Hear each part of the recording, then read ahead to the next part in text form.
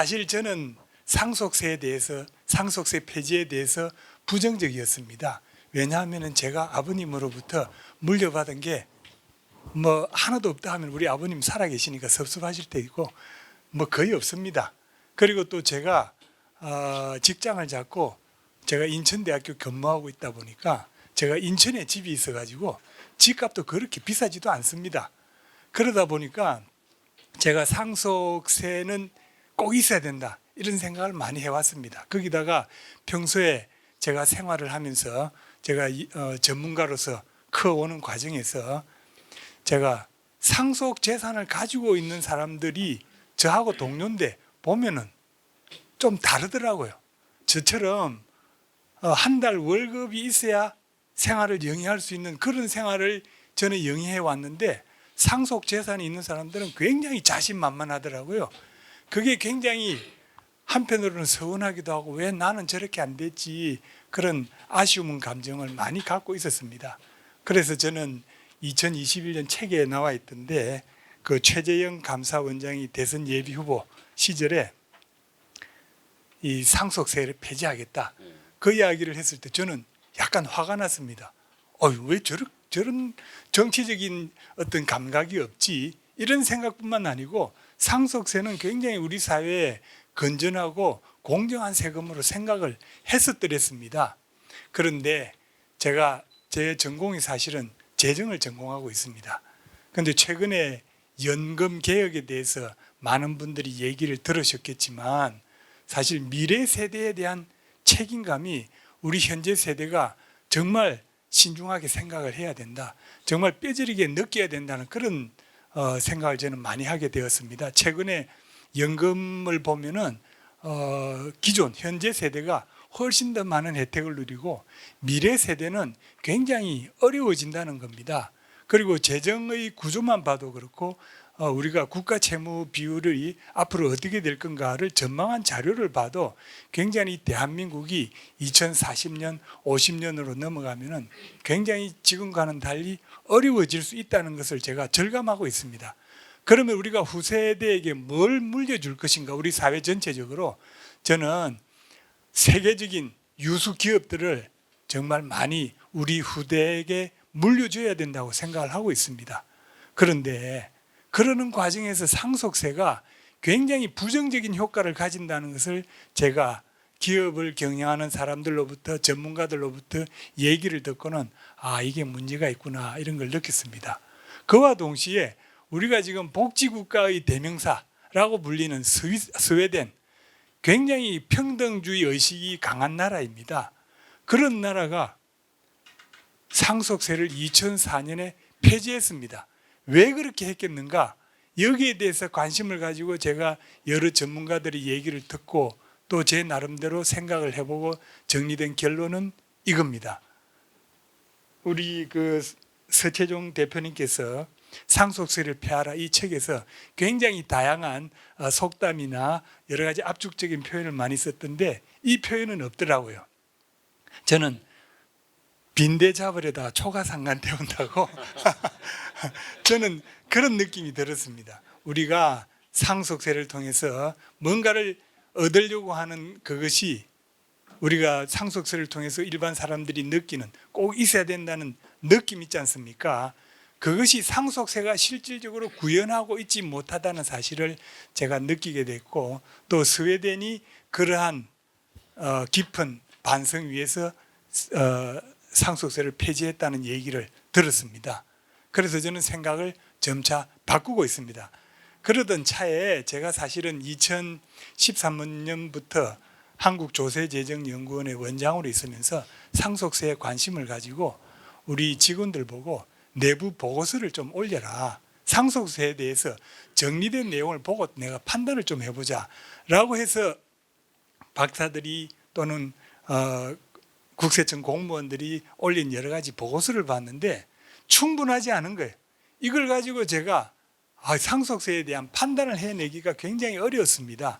그래서 근래에 와서 상속세 폐지 운동을 한다는 얘기를 많이 듣고는 제가 상속세에 대해서 공부를 좀 더 해봐야 되겠다는 생각을 하면서 상속세에 관한 자료들을 수집을 해봤는데 눈에 드는 게 하나도 없더라고요. 마음에 차는 게 하나도 없었습니다.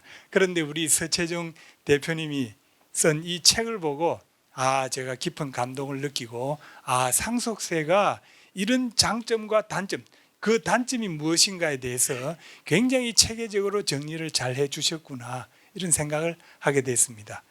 우리 서채종 대표님께서는 이 책의 그 표지에 소개가 되어 있습니다. 성균관대학교 사회학과를 거쳐 서강대 대학원에서 공부했고 21세기 경제학 연구소에서 경제학에 관한 지식을 배우고 토론했다. 그리고 하이에크의 자유현정론을 읽으면서 많은 감동을 받았다. 이 내용이더라고요. 우리 사회에서는요, 제가 말씀드린 전문가로서 평가받고 인정을 받는 길은 크게 두 가지가 있습니다. 하나는 학술적인 논문을 아무리 잘 쓰고 학술적인 체계를 잘 잡아가지고 글을 아무리 잘 써도 제대로 평가받지 못합니다. 우리는 일단 한국에서 유수한 대학을 졸업해야 돼요. 그걸 보고 사람들이 판단을 하는 거예요. 두 번째로는 미국에서 어느 대학에서 박사학위를 받았는가 그걸 보고 판단하는 경향이 굉장히 짙습니다. 세 번째로는 그 사람이 한국에서 어떤 자리에 있었는가 이걸 보고 판단하는 경우가 많습니다.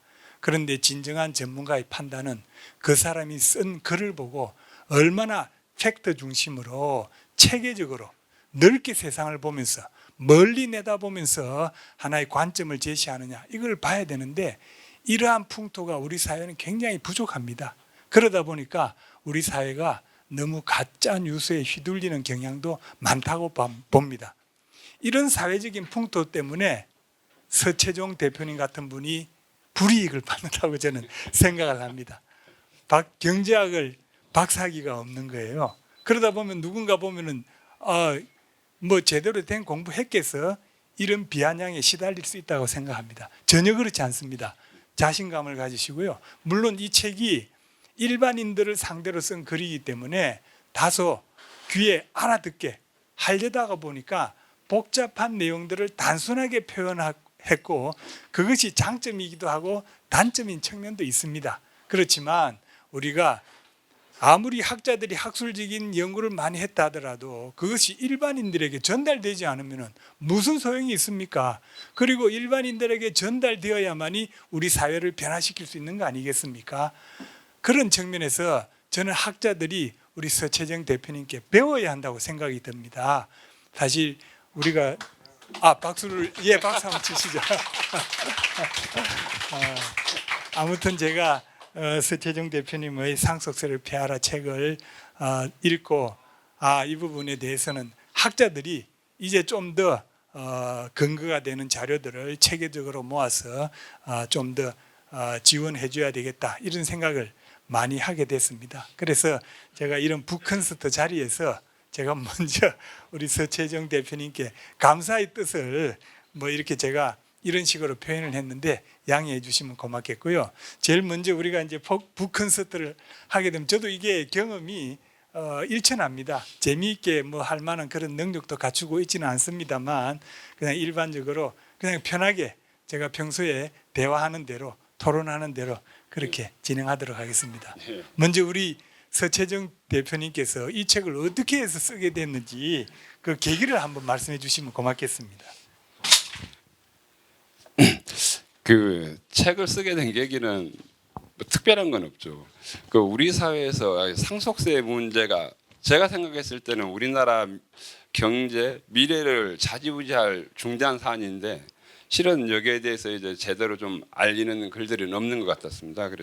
그리고 신문이라든지 이런 것도 보면 그냥 세금이 너무나 세율이 높다, 과도하다 이런 이야기만 나오지 이게 왜 잘못된 거고 이게 좀 우리 경제를 좀 바꾸는데 크게 쓰일 수 있는 도구인데 왜 이렇게밖에 못할까 하는 좀 아쉬움이 있었거든요. 그래서 저는 이 책을 쓸 때 이게 상속세를 폐하는 것이 단순히 세금을 없앤다 이 정도 의미가 아니고 한국 경제를 갖다 운영하는 방향을 바꾸는 거다 이런 생각으로 하고 썼고 대신 이제 제가 전문 지식도 이게 없을 뿐더러 또한 이제 많은 사람들이 좀 읽어줬으면 좋겠다 싶어가지고 좀 가볍게 좀 이렇게 평이하게 좀 썼어요. 그렇군요. 예.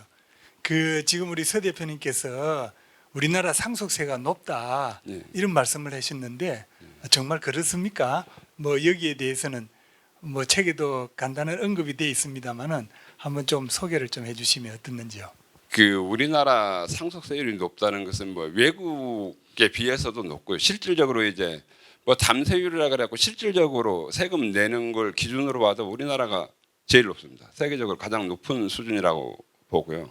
근데 이제 저는 우리 사회에서 세율 이 상속세라는 것이 그 좀 갖는 의미가 좀 다른 나라하고는 또 다른 차원이 있는 것 같아요. 그건 이제 좀 그 주제에서 좀 빗겨난 것 같긴 한데 다른 서구 국가들은 그 세율이 높더라도 그 이렇게 회피할 수 있는 공제제도라든지 이런 길들을 다양하게 만들어뒀거든요. 미국 같은 경우에도 세율이 40%나 되는데 그 공익재단을 통해서 다 이렇게 회피할 수 있게 만들어놨거든요. 그 영국이라든지 영국도 실은 비영리 기업 비상장 기업 같은 경우는 거의 100%, 40%, 상장 기업 같은 경우는 그렇게 공제제도를 만들어뒀습니다. 그래서 이 경영권을 승계하고 이러는데 무리가 없게 해놨습니다. 근데 우리나라는 이제 그걸 정말 경영권 승계를 막으려고 하는 목적들이 상당히 강하게 돼 있습니다. 제가 보면서 이제 그 우리 그 상속세법을 보면서 느꼈던 게 90년대 이전까지는 이제 상속 문제가 실은 사회적으로 논란이 되지도 않았을 것 같습니다. 그때까지는 이제 축적된 뭐 자산들도 적었었고 그런데 90년대 이후에 보면 90년대 최초로 이런 그 용어가 나오더라고요. 고액 상속자에 대한 관리를 강화한다는 단어가 90년대 그 개정을 하면서 상속세 개정을 하면서 그 용어가 그때부터 등장하기 시작하더라고요. 그러면서 그 뒤로부터는 지속적으로 그 길을 막는 거죠. 상속을 할 수 있는 방법들을 다 막는 방향으로 우리 상속세법이 바뀌더라고요. 아까 말씀드렸듯이 미국에는 공익재단을 통한 상속이 경영권 승계가 가능하도록 되어 있었거든요. 우리나라도 초기에는 그게 가능했습니다. 그래서 삼성에서 공익재단을 통해 가지고 이제 그걸 우회하려고 하자 그 뒤로 이제 그것 보고 나서 우리나라 과세당국에서 공익재단을 통한 그 경영권 승계를 막았습니다. 그러고 나서 전환사채라든지 뭐 신주인속금부 사채라든지 이런 걸 통해서 그 하게 됐거든요. 예. 그러다 보니까 그것도 또 막았습니다. 그리고 마지막으로는 이제 그 2004년도에 그 정예세 완전 포괄주의라 그래가지고 경제적 가치가 있는 것들은 모두 다 과세 대상으로 하게끔 막아버린 겁니다. 그러니까 외국 같은 경우에는 다 길을 열어두더라고요. 빠져나갈 수 있는 길을. 그러니까 그런 측면에서 우리나라는 세율이 높다는 것도 있지만은 이 그 목적 자체가 어떻게 보면 경영권 승계를 막으려고 하는 그러니까 주식회사 체제에 있어서는 실은 사유재산 그 기업을 갖다 사유재산이라고 보기는 어렵지만 사유재산이라고 할 수 있는 게 경영권이라고 생각하거든요. 그런 것 자체를 막으려고 하는 쪽으로 나가고 있다는 측면에서 우리 사회는 세율이 높다 이런 것에 덧붙여서 좀 어떻게 보면 재산권 사유재산 자체를 억압하는 그런 성질을 강하게 가지고 있다 이런 측면에서 예, 그럼 지금 우리 그 서 대표님께서는 지금 이제 서구의 선진국들은 상속세에 대해서 여러 가지 공제 제도라든지 또는 기업의 비상장 기업의 경우에는 승계를 자유롭게 한다든지 여러 가지 기업의 거버넌스에 큰 충격을 주지 않는 방법을 도모하기 위해서 이제 상속세에 대한 여러 가지 이제 면제 조항들을 두고 있는데 우리는 그런 것들이 부족하고 또 거기에 대해서도 기업의 거버넌스를 자연스럽게 승계하는 제도에 자유롭게 승계되는 것에 대한 영향을 감안하지 않고 그냥 상속 재산만 정부가 가져가겠다 이런 의식이 너무 강하다 이런 네. 말씀을 하시는 거죠. 예. 그러면 우리나라에서 이렇게 기업의 경우에 이 상속세가 많이 부과됨으로써 나타나는 어떤 폐해를 좀 예를 들면 어떤 경우가 있겠습니까? 뭐 이미 우리 사회에서 이제 많이 알려지기도 하긴 했는데요. 그 밀폐용기 만드는 회사, 그 락앤락이라는 회사도 이제 그 매각이 됐지 않습니까? 예. 그 매각이 됐었고, 그것도 이제 결국은 그 부분은 뭐 본인은 아니라고 하지만은 결국 상속 부담 때문에 그렇게 된 거거든요. 네. 근데 이제 최근에 그 락앤락 관련해 가지고 락앤락이 그 사모펀드가 인수를 했는데 다 해외에 있는 공장들은 다 팔아버리고 마지막 남은 우리나라 공장도 이번에 이제 매각을 하려고 하고 있거든요. 그래서 지금 그 락앤락 다니던 직원들이 고용승계하라고 이제 그 데모도 하고 그러던데 이런 식으로 이제 뭐 해외 그 우리나라 기업들이 그냥 팔려 나가는 거죠. 예. 앞으로는 뭐 그것뿐만이 아니고 농우바이오도 있었고 37이라는 기업도 있었고 여하튼 우리나라에 그런 기업들이 상당히 많이 있고 앞으로는 더 심해지지 않을까 싶습니다. 네. 상황이. 제가 37은 그 손톱깎이 만드는 회사 예. 아닙니까? 예. 제가 사실은 조세 재정 이런 쪽을 열심히 보다 보니까 개별 민간 기업들이 사정을 잘 모르는데 그 손톱깎이 그게 굉장히 우리나라가 세계적으로 잘 만든다 하다가 근래에 와서 보니까 그게 품질이 좀 영 못한 것 같던데요. 네. 혹시 그에 대한 영향도 있다고 봐야 됩니까? 아무리면 그 이렇게 이야기하면 그 이제 어떻게 평가할지도 모르겠는데 주인이 오너가 있는 기업하고 우리나라에서는 특히나 오너가 있는 기업이 그 운영하는 것하고 오너가 좀 그게 현장에서 떨어져 있는 것하고는 좀 차원이 다른 것 같아요. 아무르면 제품의 질 같은 것도 아무리 좀 떨어질 수밖에 없는 거고 그러니까 관심도가 경영자가 관심을 가지고 집중을 해야 되는데 그렇지 않았을 때는 확실하게 그런 영향이 있지 않을까 싶습니다. 경쟁력이 떨어지는 거죠. 좀. 사실 우리나라에서 상속세에 대해서 우리 국민들의 상속세 폐지에 대한 부정적 인식이 아직은 저는 강하다고 봅니다. 이제 그 중에 하나가 지금 그 아까 우리 서 대표님도 말씀하시기를 어떤 오너가 있어야 기업 경영을 잘할 수 있다는 시각과 그게 가족 경영이기 때문에 이게 자기들끼리만 하는 거 아니냐 이런 시각이 충돌하고 있다고 보거든요. 네. 그래서 이런 부분에 대해서는 혹시 뭐 어떻게 생각하시는지.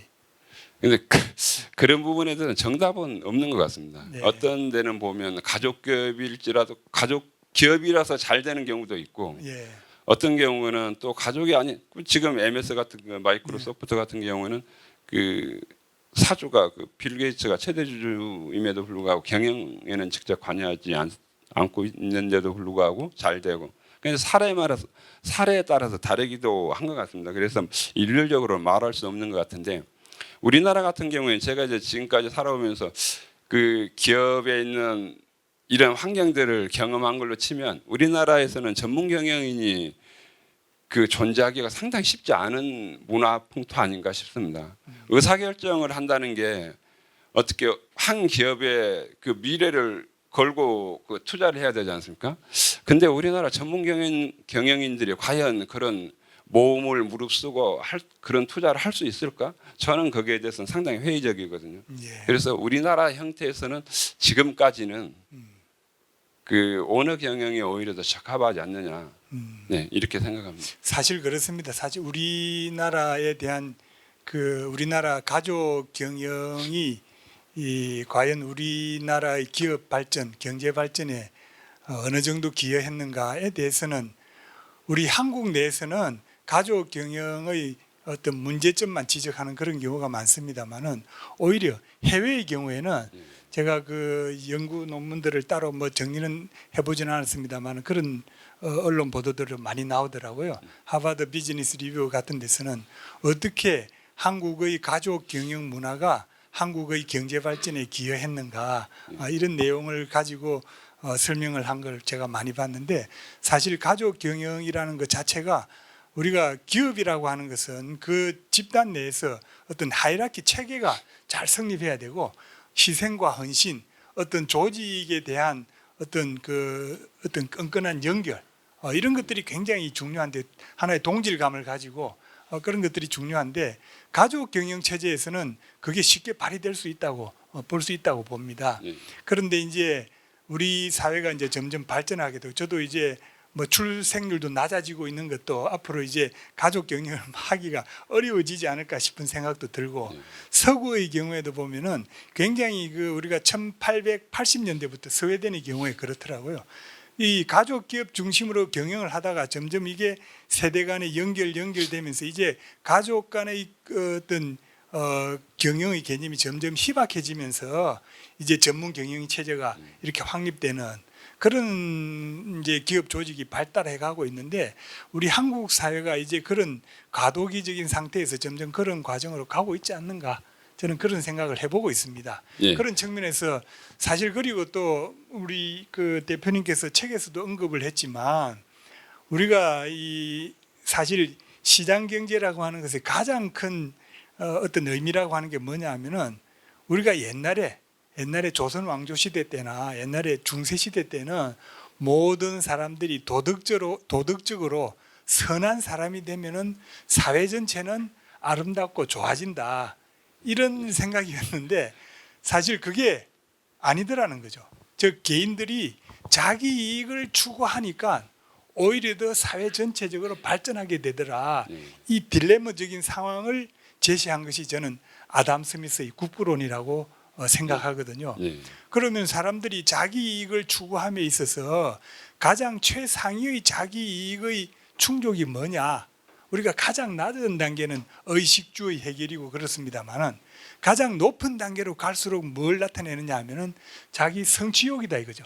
사실 우리가 살아가는데 나이가 들어가지고 돈만 많다고 해가지고 행복한 것도 아니고 권력을 갖고 있다고 행복한 것도 아니고 교수로서 명예를 가지고 있다고 해가지고 저는 행복한 게 아니라고 보고요. 어떤 자기가 성취한 목표 그걸 달성하기 위한 노력 거기서 어떤 자기에 대한 자신감을 가지고 그런 데서 행복을 다 느낄 수 있다고 봅니다. 그러는 과정에서 사실 내가 가족을 위해서 희생하겠다. 우리가 그 외환위기 직후에 금모으기 운동을 했던 거는 다들 우리가 미래 세대를 위해서 내가 지금보다는 헌신하겠다. 이런 생각이 저는 가족에 의해서 비롯되었다고 보는데 상속세가 이런 가족에 미치는 영향에 대해서는 어떻게 보시는지요? 저는 그 우리 여기 책에도 나와 있지만은 제가 이제 가장 심각하게 생각한 게 실은 그 부분이었습니다. 가족을 파괴한다고 생각하거든요. 이 상속세 때문에.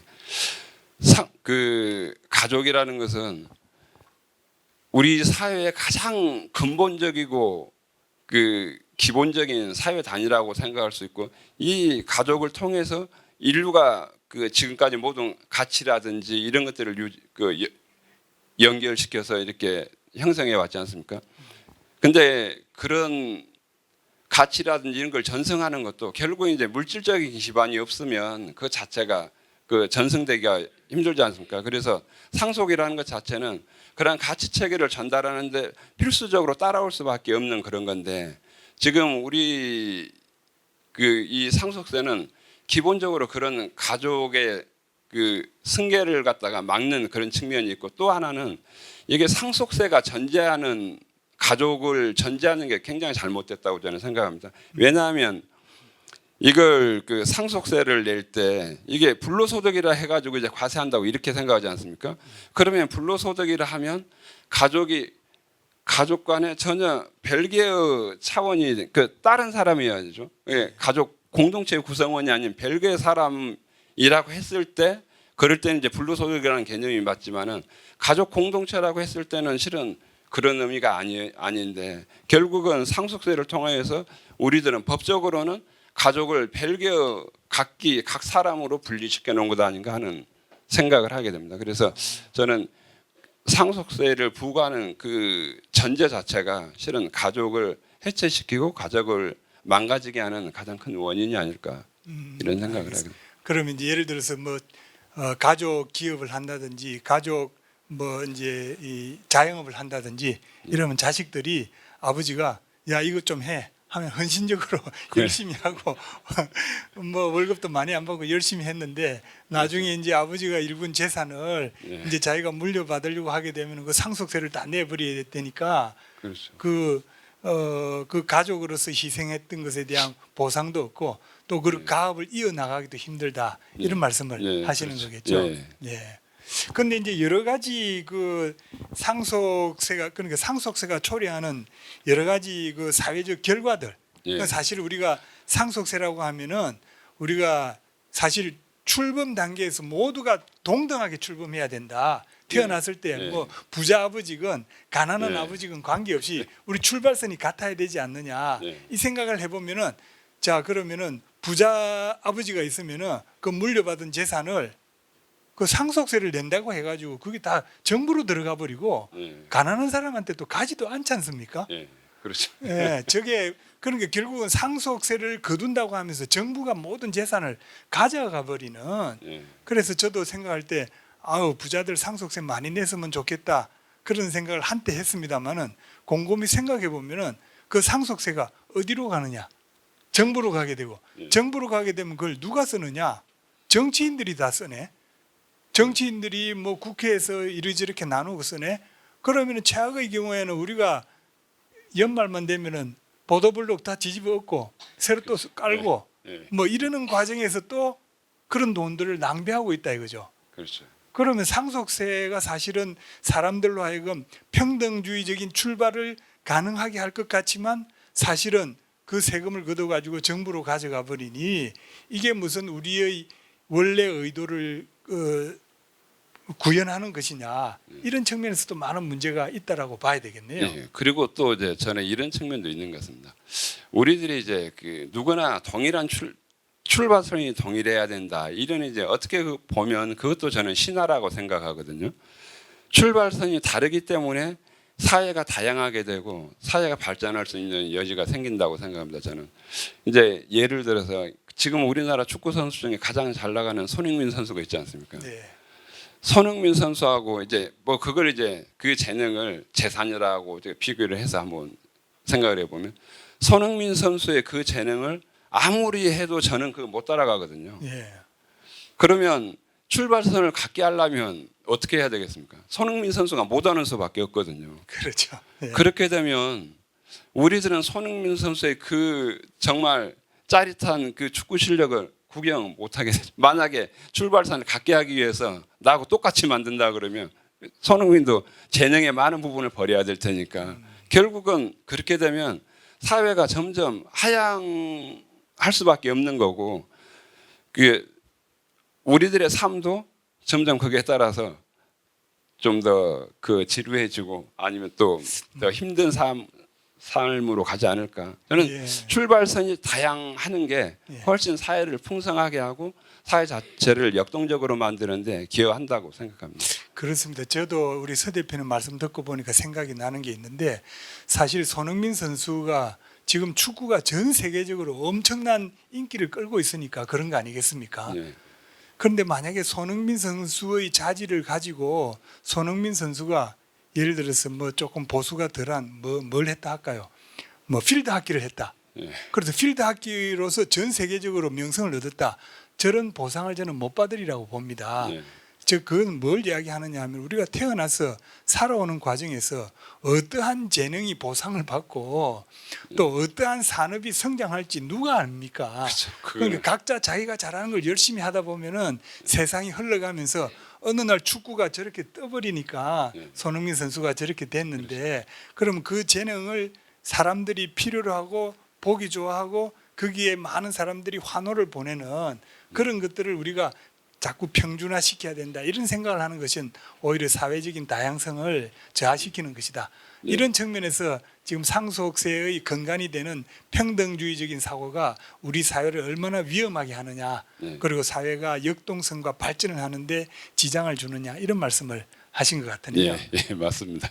그렇습니다. 예. 저는 기본적으로 다양성이라는 것은 차이라고 생각합니다. 서로들 차이가 있는 사람들이 모여 있어야지 다양성이 이루어져. 그 다양성 속에서 사회가 역동적으로 그 낮은 사람은 높은 사람을 쫓아가기 위해서 열심히 일을 하고, 하여튼 더 잘하는 사람은 또 더 잘 나가기 위해서 더 열심히. 이런 과정에 사회가 훨씬 더 역동적이 되고 더 풍성하게 되지 않나 이런 생각을 합니다. 네.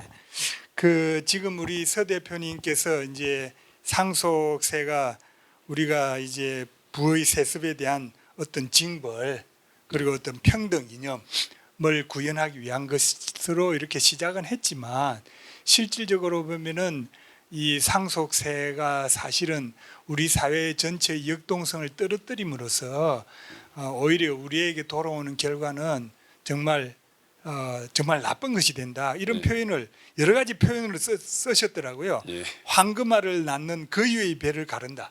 예. 상속세가. 그렇지. 예. 그러니까 상속세를 우리가 그걸 평등 이념을 위해서 막 해야 된다라고 하지만 그게 자칫 잘못하면은 그 생산성의 그 기원 원초가 되는 기업을 예. 막 망가뜨린다 이런 의미가 아까 되겠죠. 이제 제가 말씀드렸던 락앤락 같은 경우 지금 이제 대표적으로 그런 경우가 되는 거죠. 예. 그 락앤락 기업이 저렇게 가다가 계속 계속 기업으로서 존속할 수 있을까라는 생각을 하게 되면 그 펀드의 입장에서는 팔고 나가는 게 가장 쉬운 일 아닐까 싶어요. 그러면 기업의 계속 기업이 아니고 그냥 그걸로서 끝나지 않을까 이런 우려도 듭니다. 예. 예.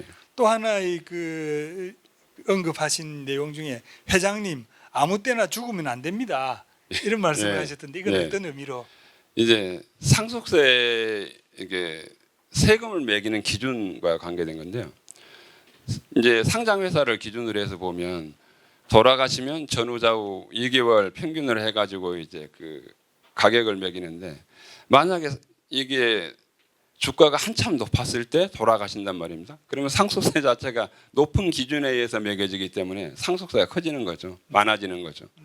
근데 이제 뭐 그래갖고 계속 성장을 하고 그 지분 가치도 높아지고 그런다 그러면 혹시라도 뭐 다른 상황도 있긴 하지만 그런다 그러면 그나마 좀 다행이라고 봅니다. 근데 갑자기 주가가 떨어진다고 생각했을 때 그러면 상속세 계산할 때는 100이었는데 그 저기 뭐 10만 원이라 치죠. 10만 원이었는데 상속세를 막상 내려고 한때 보니까 그냥 5만 원으로 떨어져 있단 말입니다. 그렇게 되면 가지고 있는 지분을 다 팔아도 그 세금을 못 내는 경우가 생기거든요. 실은 그게 이제 스웨덴에서도 그 상속세가 문제가 돼 가지고 이제 폐지가 됐는데 그 이유가 아스트라제네카라는 그 회사가 또 그 상황이었거든요.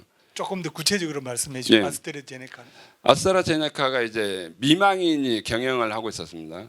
그랬는데 미망인이 돌아가자 그 자식들에게 이제 상속이 되지 않습니까? 근데 상속세를 내야 될 거 아닙니까? 자식들은. 근데 그때 상속세 그 세율이 거기가 70%였습니다. 70%인데다가 당연히 사람들이 생각하고 근데 야, 저 상속세를 내려면 저 대주주들이 저 주식을 팔 거야라고 생각하니까 더 떨어지는 거죠. 그 당연히 떨어질 거라 생각하니까 그래가지고 결국은 그 주식을 다 팔아도 세금을 납부를 할 수 없는 상황이 돼버린 거죠.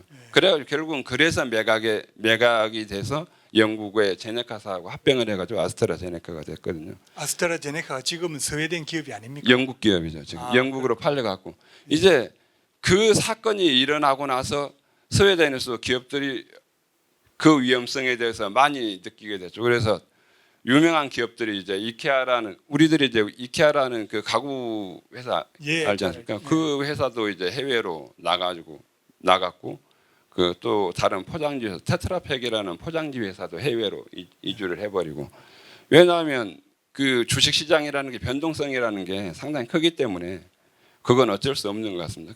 그래서 이제 만약에 우리나라 그 한미약품에 지금 그 경우도 마찬가지거든요. 한미약품이 신약 개발을 해가지고 옛날에는 그냥 밑에서 바닥에서 기었는데 정말 많이 올랐죠. 10배 이상 올랐을 겁니다. 그러다가 이제 좀 떨어지면서 그 이미 회장님이 돌아가시긴 했지만 그럼에도 불구하고 옛날에 바닥에 기었을 때보다는 훨씬 더 상속세 부담이 커진 거죠. 그래가지고 상속세 때문에 지금 상속세를 내려다 보니까 그 어머니와 자식들 간에 그런 이해 충돌이 생기고 그래서 뭐 언론에도 보면 한미약품 그 사례가 많이 나온 것도 결국은 상속세가 야기한 그 결과고 결국 저렇게 이제 한 기업이 경영권 때문에 이렇게 흔들흔들하면 전체적으로 좀 이완되지 않나 싶습니다. 그러면 기업이 이완되면 아무래도 퍼포먼스도 떨어지겠죠. 그렇죠. 예, 그런 측면. 그러면은 그런 그 지금 보면은 우리가 뭐 삼성의 경우도 보고 하지만은 대기업들의 경우에는 그 오랜 기간에 걸쳐서 여러 가지 그 상속세를 회피하는 다양한 방법들을 뭐 아무래도 인력이 전문 변호사도 쓰고 하니까 예. 뭐 그런 것들이 가능하다기보다는 더 그런 것들을 상당히 준비해 가지고 상속세를 어느 정도 회피하는 그런 노력을 하는 것 같은데, 갑작스런 이런 회장님이 사망하는 경우와 같이 중견기업들의 경우에는 훨씬 더 어려워지는 거 아닙니까? 그렇죠. 그 갑작스러운 죽음 때문에 대표적으로 당한 게 넥슨이라는 그렇죠. 회사. 예. 예. 그 회장님이 갑자기 돌아가셔가지고는 거의 6조에 가까운 상속세를 내게 됐는데, 거기도 이제 결국 이제 그 2대 주주가 그 정부가 돼버리는 사례가 이제 넥슨의 사례 아닙니까? 이대 주주가 지금 그 기획재정부입니까? 예, 예. 그럼 기획재정부가 이제 그러면은 물납을 했거든. 어. 물납을 해가지고. 그럼 앞으로 상속세를 내지 못하고 물납으로, 다시 네. 말해 현금으로 내야 되는데 현금으로 내지 못하면은 주식으로 납부해야 되고, 예. 그러면은 정부만 좋은 일 하는 셈이 되네요. 이제 정부 밑에 그거 보면 다양한 회사들이 다 모일 것 같습니다. 그- 그래서 책에서 상속세를 계속 유지하는 경우에 어쩌면 우리가 사회주의 국가로 가는 길이 될 수 있다, 이런 경고를 하신 거구만요. 예. 그 이제 우리나라가 이제 정부에서 그런 주식을 받았을 때 매각하는 방법이 있고, 예. 근데 이제 우리나라 상황에서 매각을 한다고 했을 때 그 매각을 해서 사는 사람들이 어디일까를 생각해 보면 다 중국이나 이쪽 아닐까요? 제 생각에는 그럴 것 같습니다. 예. 팔 수 있다 그러면 그렇게 될 거고, 음. 못 판다 그러면 정부가 주인이 되는 거죠.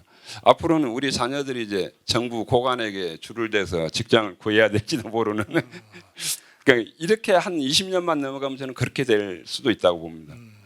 그러면은 제가 좀 약간 여담입니다만은, 그럼 상속세가 이렇게 계속 유지되는 과정에서 아까 넥슨의 예를 들으셨는데, 많은 중견기업들과 상장 대기업들이 이제 정부로 이렇게 귀속이 되게 되면은 거기 경영에 참가하는 사람들은 지금은 우리 비상임이사를 제일 많이 하는 직종이 누구냐면 교수들, 네. 그리고 이제 변호사들, 네. 그리고 이제 전문 경영인들, 이렇게 된 지금 현재는 그렇다고 네. 제가 들었거든요. 그럼 앞으로 점점 이제 정부가 지분을 점점 많이 가지게 되면은 결국 그 자리에는 그 공천에서 탈락한 사람들, 그렇죠. 그렇죠.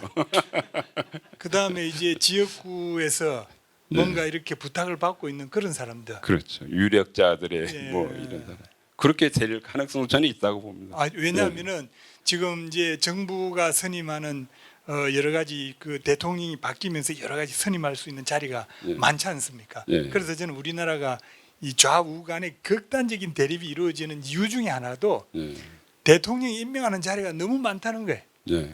그러면은 저 한번 바뀔 때마다 뭐 자리를 한번 할 수 있다는 사람들과 기대감이 엇갈리니까 더욱더 치열하게 다투는 이런 우리 사회의 양극단적인 갈등이 강해지는 이유가 된다고 저는 생각을 하고 있거든요. 예. 그럼 이런 것들이 점점점 더 강해지게 되면은 모든 문제가 이제 정치적인 투쟁, 대결 이런 쪽으로 넘어갈 가능성이 굉장히 커진다고 볼 수 있겠네요. 예. 그렇죠. 그리고 참 아까 이제 예. 그 말씀하신 것 중에 그 대기업들보다 이제 중소기업이나 비상장 기업들, 개인들이 실은 문제입니다. 예. 개인들 같은 경우에는 우리나라 가정의 그 가구 구성의 그 자산 구성을 보면 80%가 부동산이거든요. 예. 근데 그럴 때 80%가 부동산인데 이제 돌아가셔가지고 상속을 받았어요. 그래서 상속을 받으면 그 부동산을 처분을 하지 않으면 상속세를 내기가 상당히 힘들어지거든요. 그렇죠. 예. 예. 그래서 뭐 일반 큰 기업들처럼 체계적으로 준비할 수 있는 것도 아니고, 일반 개인들이 그러려면 또 돈도 들여야 되고 시간도 들여야 되는데 그것도 어렵고, 또 비상장 기업은 상장 기업들은 지금 이제 뭐 주가를 좀 인위적으로 낮추는지는 어쩐지는 모르겠습니다. 근데 저는 인위적으로 안 낮추려 그래도 다 알아서 시장에서 알아서 해줄 거라고 봐요. 낮춰줄 거라고 봐요. 그러니까 낮추어서 좀 이렇게 그 상속세를 낮게 유지할 수 있는데, 비상장 기업들은 그 길이 없거든요. 그 정부에서 정해놓은 기준이 있는데 그 기준에 따라서 할 수밖에 없는데, 그렇게 됐을 때는 비상장 기업들은 오히려 그 빠져나가기가 굉장히 어려운 그런 상황 아닌가 싶습니다. 그럼 이런 상속세로 인해 가지고 오너들이 상속세를 줄이려고 하면은 주가가 오르는 걸 반대하지 않겠습니까? 지금 그래서 뭐 우리나라가 밸류업을 한다고 하지만 잘 안 되는 이유가 결국은 거기에서 막힌 것 같아요. 올리면 자기들한테 떨어지는 세금이 많아지고 자칫하면 자기가 가지고 있는 경영권 자체를 잃을 가능성이 높아지는데 대주주로서는 결사적으로 반대하지 않겠습니까? 저는 그런 영향이라고 봅니다. 지금 우리 사회의 가장 큰 문제 중에 하나가 그 PBR이라고 그러죠. 네. 기업의 그 장부상 가치보다 실제 가치가 훨씬 더 낮다는 거 아닙니까? 네. 그걸 가지고 우리가 지금 코리아 디스카운트, 한국의 기업의 주가가 너무 낮다. 그 원인이 뭐냐? 그럼 기업의 오너들이 주가 상승을 바라지 않는다. 뭐 네. 극단적으로 이야기하면. 네. 그러니까 일반 소액 주주들은 주가가 오르기를 원하는데 주가가 오르지 않는 것을 바라는 이런 어떤 갈등 속에서 코리아 디스카운트가 나오고 이런 문제를 해결하지 않으면은 밸류업의 문제가 해결될 수 없다 이렇게 보시는 거네요. 예, 저는 그렇게 생각하고요. 이게 참 그 걱정스러운 게 우리나라가 이제 걱정스러운 게 주식 시장에 참여하는 사람들 중에 많은 사람들이 40대 50대입니다. 예. 40대 50대인데 이 40대 50대가 느끼는 한국이라는 것은 저질스러운 국가인 거죠. 주가가 그냥 안 오르고 그냥 마냥 10년 20년 계속 그 자리에 맴돌고 있어요. 근데 그걸 이제 우리 40, 50대 되는 분들도 이미 이유가 무엇인가는 대충 알죠. 이제 이거는 그런 대주주들의 그런 농간이 있을 수 있다 이런 생각 때문에 한국 기업들에 대해서 굉장히 부정적입니다. 그 SNS 이런 데 들어가서 보면 그 주식 투자하는 사람들이 한국 기업을 어떻게 보는지 보면 이래 가지고 우리나라가 정말 그 지속 가능할 수 있을까라는 생각이 들 정도로 굉장히 비판적인 시각들이 많거든요. 그런 것들이 이제 지금 이게 앞으로도 이것들이 계속 그런 식으로 간다 그러면 과연 그 갈등과 그 반기업 정서, 그 사람들한테 내재한 반기업 정서가 우리 사회에 어떤 영향을 끼칠까? 저는 이번에 그 중대재해처벌법이라는 것도 있지 않습니까? 그것도 생각해 보면서 그런 사람들의 반기업 정서가 결국은 영향을 미치는 거고 그 사고를 갖다 형사적으로 처벌해서 막겠다는 게 그렇게 가능한지 정말 저는 모르겠거든요. 근데 그런 황당한 법안들이 나올 수 있는 것도 결국은 우리 기업들에 대한 반기업 정서 때문에 드러난 건데 이걸 빨리 해소해 주지 않으면 우리 40, 50대가 앞으로 더 이제 사회에서 중추가 될 텐데 그분들이 우리나라 기업들에 갖는 부정적인 인식은 우리나라 전체의 앞날에 굉장히 아무런 영향을 미칠 거라 이런 생각합니다. 저는 빨리 그래서 이게 해소돼야 된다. 그러죠. 예. 정말 상속세 얘기를 듣다 보면은 정말 그 황금알을 낳는 그 위의 배를 갈라서는 안 된다 이런 생각이 저도 많이 들고 있는데 이 상속세 세수가 전체 우리나라 세수 가운데 가만 몇 % 정도 됩니까? 그러니까 이게 세수가 많아가지고 이것 없으면 우리나라 국가가 운영하기 어렵다 이럴 정도라 그러면 좀 그나마 그럴 텐데 지금 상속세만 하면 2% 정도 되거든요. 전체 국세 수입의 네, 2%. 그리고 이제 증여세까지 하면 요즘 조금씩 올라가지고 한 4% 정도 되거든요. 네, 4% 정도. 이 4% 가지고 지금 이제 상속세 때문에 아까 PBR 말씀을 하셨지만은 상속세 때문에 이제 우리나라 주가가 낮다는 가정하에서 보면 우리나라 전체 시가총액이 2,600조 정도 되거든요. 2,600조 정도가 그 몇 조 때문에 지금 사장되고 묻혀 있는 거죠. 그다음 마찬가지인 거죠. 지금 정말 작은 지분을 가지고 있는 상속세 때문에 한국 사회 전체가 2,600조나 되는 그 가치를 땅에 묻어두고 있는 건데 그게 과연 올바른 건지 정말 의심스럽습니다. 그렇구만.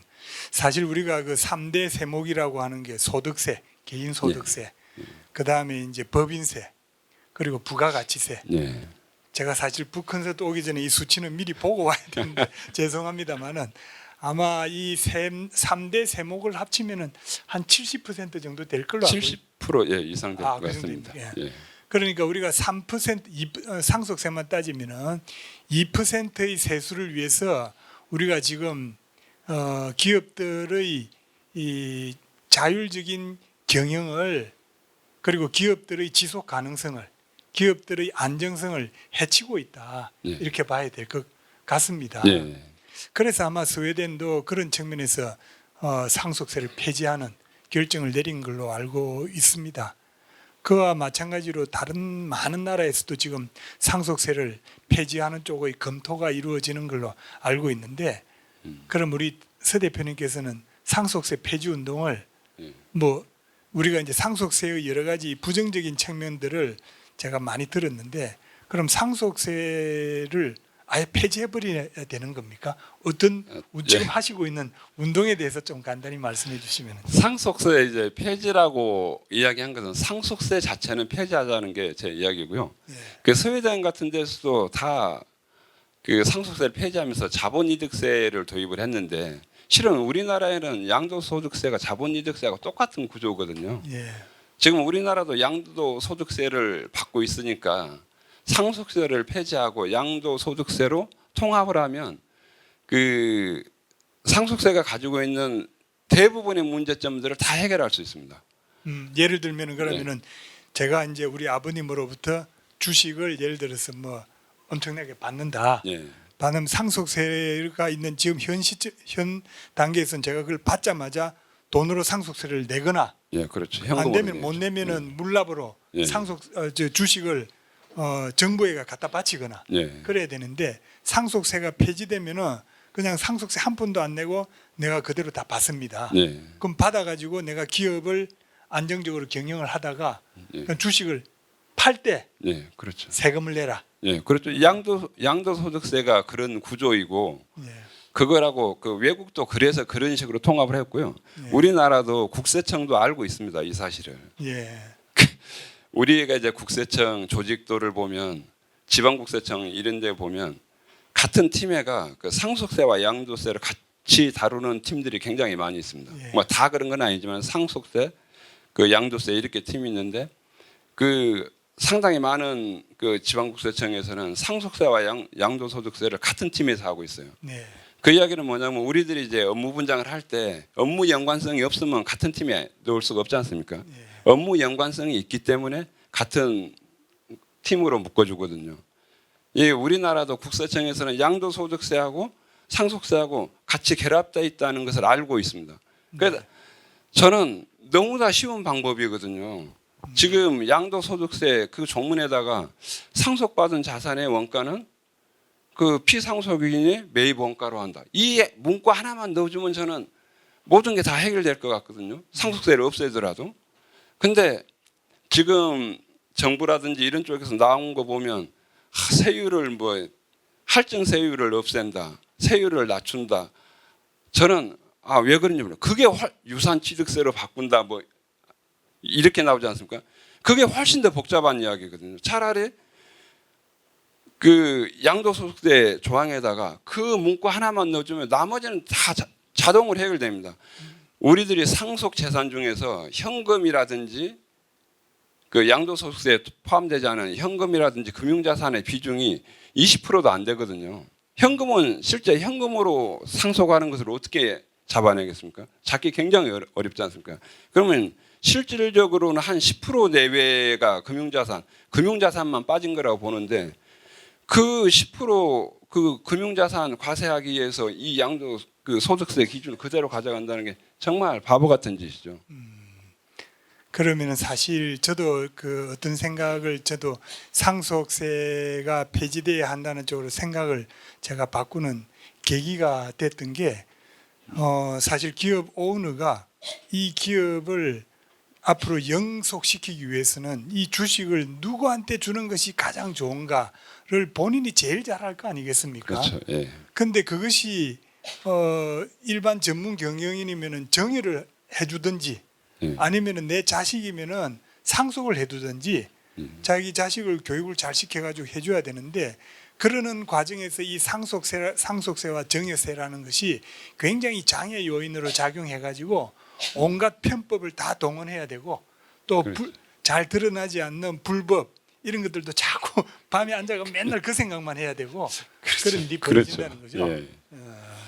그런 것들이 코리아 디스카운트를 초래하게 되고 결국은 우리 사회 전체적으로 여러 가지 참 우리 사회의 발전에 큰 장애가 된다. 예. 그래서 차라리 상속세에 대해서는 과감하게 스웨덴처럼 2004년에 했으니까 예. 우리도 지금 한 20년 늦었지만 그런 과감한 조치를 함으로써 우리 사회가 훨씬 더 오히려 투명해지는 계기가 될 수 있다. 예. 이런 말씀을 해주시는 거네요. 예. 예. 그리고 아까 스웨덴 같은 경우에 이제 말씀이 스웨덴이 아까 아스트라제네카 그 사건이 일어났을 때 세율이 70%였습니다.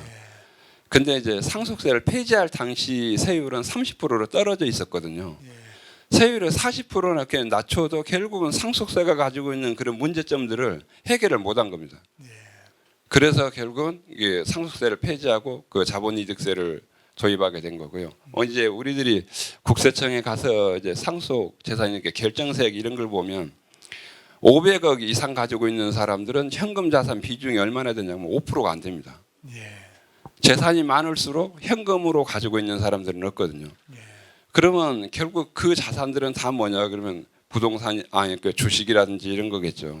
근데 그 세금을 맞게 내면 그 결국은 그 주식들을 팔아서 세금을 내야 된다는 결론이 나오고 결국 그것도 이제 그런 것들이 아마 스웨덴에서도 세율을 낮춰도 그런 문제점 때문에 결국은 그 상속세를 폐지하지 않았나 이렇게 생각합니다.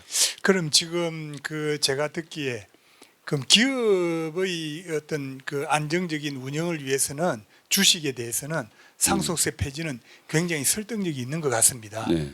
그런데 만약에 집을 갖고 있다, 부동산을 갖고 있다, 이걸 우리가 자식들한테 물려준다.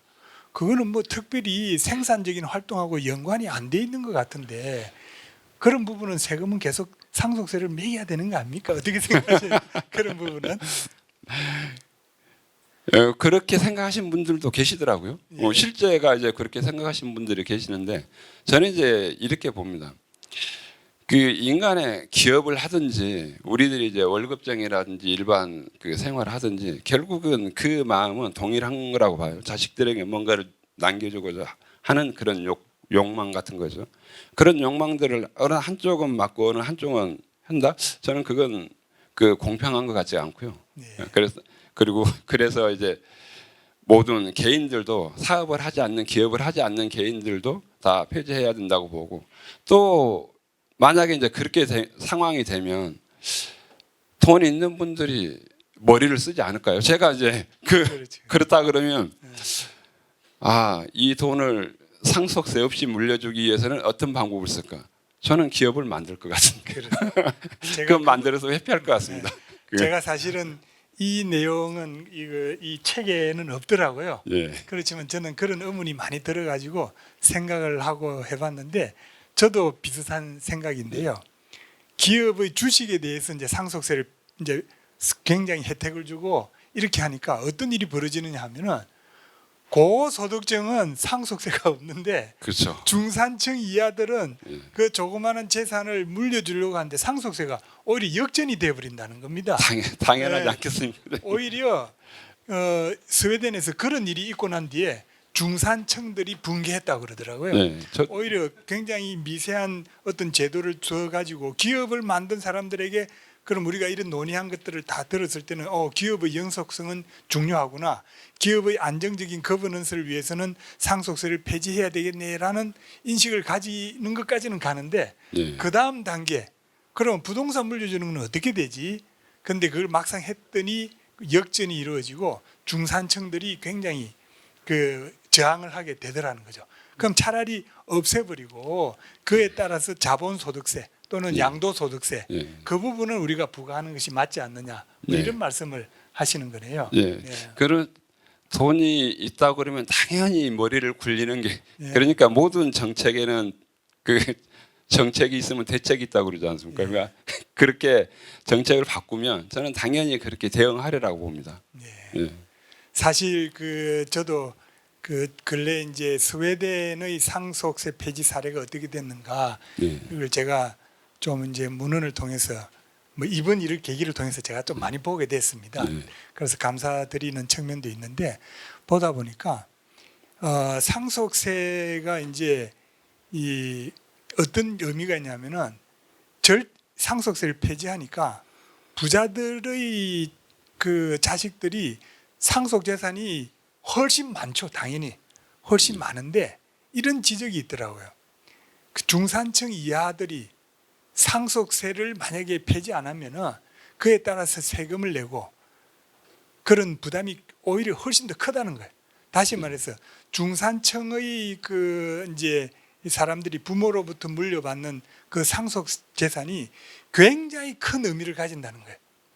부유층의 경우에는 상속 재산이 갖는 의미가 물론 규모는 굉장히 큰데 그것이 본인들이 살아가는 데 있어서 의미는 중산층 이하가 굉장히 훨씬 더 크다. 이런 이야기를 하면서 우리가 이제 어떤 평등주의적인 생각을 가지고 이렇게 문제를 접근하더라도 상속세가 그다지 효과가 없다는 것이고 또 상속세를 폐지함으로써 우리가 상속을 자유롭게 할 수 있도록 만들어주는 것이 오히려 중산층 그리고 중산층 이하의 사람들이 자기의 일생의 소득을 관리하고 또 성취감을 느끼는데 굉장히 큰 영향을 준다. 네. 뭐 이런 이야기를 했더라고요. 그래서 저는 물론 이제 스웨덴의 경우에는 이런 연구가 된 것이 2004년에 상속세가 폐지됐으니까 여기에 대한 기록들이 데이터가 아직 많지는 않아요. 네. 다시 말해서 1970년에서 한 지금 정도 길면은 그런 데이터를 가지고 연구를 하고 있습니다만은 우리가 굉장히 100년, 150년 이런 긴 세월을 두고 봤을 때는 결국은 어떤 계층 간의 이동이 장기로 놓고 봤을 때는 이렇게 변동성을 주는 것은 반드시 저는 있으리라고 봅니다. 삼성도 뭐 이병철, 이건희, 이재용까지 가겠죠. 그 밑으로는 전문 경영인이 그 경영인을 또 이렇게 할 수 있을까? 보통 3대 가는 부자는 없다 그러는데 3대 가면은 그 다음부터는 저는 굉장히 자유로운 변동이 있지 않을까? 뭐 이런 기대도 해보는데 이런 부분에 대한 실증적인 검증은 굉장히 하기가 어렵다는 거죠. 그런데 다만 이제 간헐적인 어떤 자료에 보면은 그 이상 가기는 어렵다는 이런 내용들을 입증하는 자료들이 조금 있는 것 같습니다. 자, 그러면 이제 오늘 우리가 북컨서트를 거의 1시간 가까이 진행하고 있는데 플로우에서 좀 질문이 있으시면은 해주시면 좋겠습니다. 그 충분히 반감이 있을 수 있다고 생각합니다. 근데 대신 이제 우리들이 반감을 가지게 된 건 알게 되면 이해를 하게 되는데 실은 모르기 때문에 반감을 가질 수도 있는 거거든요. 저는 우리 지금 그 언론이라든지 이런 쪽에서 상속세에 대해서 왜 상속세를 없애면 안 되라는 질문에 대해서는 한 번도 이야기를 하지 않고 있다고 보거든요. 그냥 세율이 높다는 이야기만 하지. 그러니까 상속세를 그 사람들은 당연한 걸로 생각하고 그 세율을 가지고 장난만 치고 있다고 생각하지. 만약에 어떤 기회가 돼서 상속세 대신 다른 걸로도 충분히 이거 우리들이 생각하는 뭐 세수 부족 때문에 그런가? 저는 국민들이 세수 부족을 가지고 걱정을 왜 하는지는 잘 모르겠지만은 세수가 부족해서 나한테 돌아오는 게 적어서 그럴까라고 한다 그러면 저는 충분히 설득할 수 있다고 봅니다. 왜냐하면 상속세로 걷는 것하고 징수하는 것하고 양도소득세로 징수하는 것하고 차이가 거의 없습니다. 지금 세율이 그 주식 같은 경우는 대주주 그 양도소득세가 25%거든요. 25%고 이런 일반 주택 같은 경우에는 이제 1주택은 그 세금이 없지만 2주택이라는 이런 데 가면 뭐 40%짜리도 있고 3주택 가구 뭐 이렇게 많은 80%짜리도 있거든요. 그런 걸 전체 합하면 그 세금상에서도 큰 문제가 없다고 봅니다. 또한 상속세가 지금 연분합이 가능하거든요. 10년 연납이 가능합니다. 10년 연납을 하면 차라리 양도소득세로 내도 그렇게 되거든요. 지금 기업들의 수명이 상당히 짧아졌지 않습니까? 옛날에 비해서. 그리고 구조조정도 자주 하고 인수합병도 자주 일어나고 이런 과정이 된다 그러면 그 사이 10년 사이에 양도세를 낼 가능성도 상당히 높아지는 거고 또 하나는 이제 아까 그 우리 주식시장이 굉장히 저평가됐다고 그러지 않았습니까? 저는 이제 한 배 정도는 올라가. 기본으로 그냥 평상을 PBR 기준으로 그 회복을 한다 그러면 배 정도는 올라갈 것 같습니다. 그리고 나서 우리나라 이제 상속세가 없어지면 아무런 기업인들이 좀 자유스럽게 기업 활동도 하고 기업을 주가가 오르는 게 이제 그때는 상속세가 없어지면 주가가 오르는 게 대주주한테도 좋은 거잖아요. 그러면 대주주들도 주가를 높이려고 하지 낮추려고는 안 할 거란 말입니다. 그렇게 됐을 때 우리 지금 거래세가 있거든요. 증권거래세가 있는데 굉장히 안 좋을 때가 4조 정도 됩니다. 4조. 근데 그 저번에 그 3천 가까이 갔을 때가 언제죠? 몇 년도죠? 2000년도인가 2001년도인가. 그때 그 거래세가 얼마가 나왔냐 그러면 8조가 나왔거든요. 4조가 더 거쳤습니다. 만약에 우리 지금 이 주식시장이 더블이 된다 그러면 훨씬 더 많은 세금이 더 거칠 거로 증권거래세에서. 그렇게 된다 그러면 우리들이 걱정하는 그 세수 부족 같은 건 전혀 없으리라고 생각합니다. 저는 이제 이런 것들이 국민들한테 알려진다 그러면 과연 많은 국민들이 그렇게 반감을 가지고 대응을 할까? 저는 아니라고 봅니다. 많은 분들은 설득될 거라고 생각합니다. 예, 맞습니다. 사실 저도 그 플로에서 질문해 주시는 것에 대한 답은 결국은 상속세가 아까 황금알을 낳는 거위의 배를 가르지 마라. 이게 황금알을 낳는 거위의 배를 가르는 것이라는 것을 국민들에게 저는 많이 알려줘야 된다고 생각을 합니다. 근데 유감스럽게도 우리 그 서 대표님이 이 책을 내기 전만 이게 답이라고 봅니다. 저는 결국 우리가 민주주의 국가에서는 이게 뭐 강압적으로 할 수 있는 일도 아니고 어떤 많은 사람들이 그에 대해서 공감하고 설득을 할 수 있어야 되는데 그런 노력들이 우리 사회가 너무 부족하다는 거예요. 그게 전부 구두상으로 왔다 갔다 하는 거예요. 술자석에서 그냥 야 어떻다 하더라 뭐 그러고 야 그 근거가 뭐냐 몰라 나 어디서 뉴스에서 들었어 이래가지고는 우리가 팩트 중심의 논의를 할 수가 없다. 그럼 어떻게 해야 되느냐? 충실한 보고서가 있어야 된다는 거죠. 저는 최근에 그 의사 정원과 관련된 문제에 대해서도 의사 정원에 대해서 이게 어떻게 접근해야 되는지에 대한 미리 충분한 보고서들이 있어야 된다 이거죠. 그런데 서구의 경우에는 저도 상속세에 대해서 보면은 보고서들이 계속 나옵니다. 문헌상으로 작업을 한 내용들이. 그런데 이런 부분들이 우리는 너무 터무니없이 부족하고 그나마 상속세에 대해서 제가 서 대표님에 대해서 오늘 제가 첫 모두 발언에서 그렇게 말씀드렸지만 이런 정리된 자료가 나오는 것이 저는 거의 처음이 아닌가 이런 생각이 들었습니다. 그래서 아이가 우리 서 대표님 노력을 치아 드립니다. 아무튼 자 그러면 이제 마무리해도 되겠습니까? 예, 마무리 말씀. 뭐. 바쁘신데 이렇게 와주셔서 감사하고요. 저는 상속세를 없애는 것이 부자들에 대한 감세니 뭐니 이런 그런 장난이 아니고 그런 게 아니고 정말 서민들을 위해서는 없애야 된다고 봅니다. 이 상속세 때문에 실은 돈이 안 돌거든요. 그래서 우리나라 소상공인들 600만 명이라는데 600만 명의 소상공인들도 힘들게 된 것도 결국은 상속세가 가로막고 있는 돈의 흐름. 이걸 터주지 않으면 우리 한국에 있는 서민들의 삶은 더 힘들어지지 않을까 생각합니다. 부족하지만은 여러분들이 만나는 분들 그리고 여러분들이 영향을 미칠 수 있는 곳에서 상속세 폐해에 대해서 상속세를 폐지하고 나면 훨씬 더 살기 좋은 대한민국이 된다는 것에 대해서 많이 좀 알려주시면 감사하겠습니다. 네.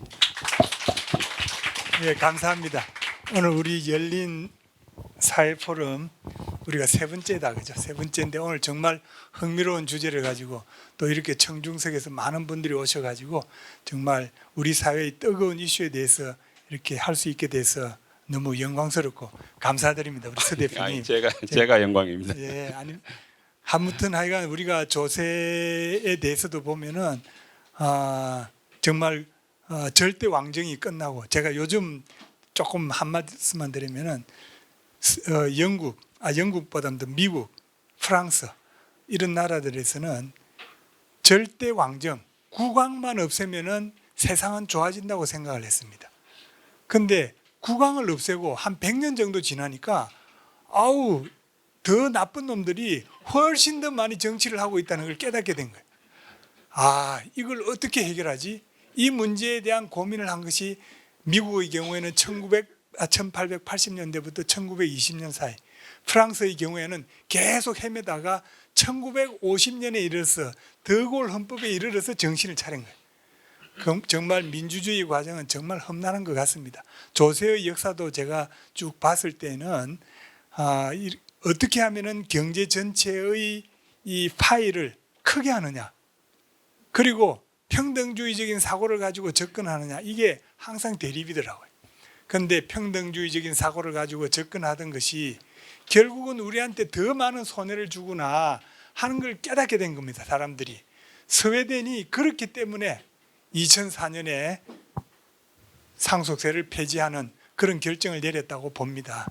저는 우리 사회가 비록 민주화 역사는 그런 나라들에 비해서는 길지 않다고 봅니다.